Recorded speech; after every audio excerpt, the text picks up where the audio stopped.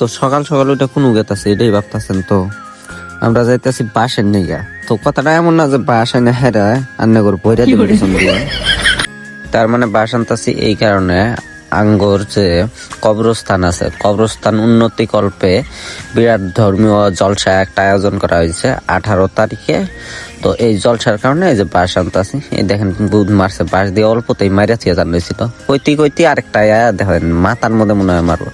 এগুলোর হাতে আমার হাতে শত্রুমি আছে না কি আছে আমি বুঝেই আর পাই না।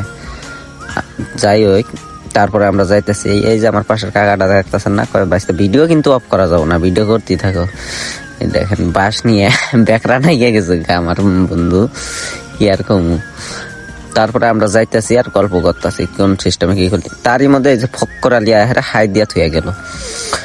তো এই যে এইখানে ফাইনালি আয়া পেলাম বাসের বগুলা দেখি এই যে কুদ্দুস আলী সামাত আলী কত মানুষ আর কি কমু।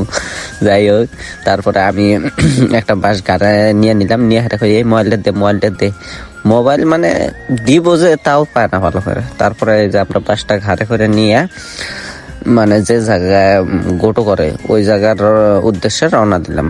ফাইনালি গাইস এই যে ওই জায়গায় পৌঁছলাম।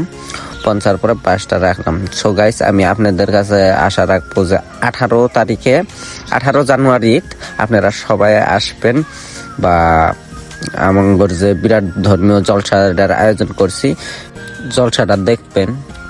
আর সবাই দোয়া করেন যাতে ধর্মীয় জলসাটা একদম ভালোভাবে পার হয়। সো গাইস, এই ভিডিওটা এই পর্যন্ত।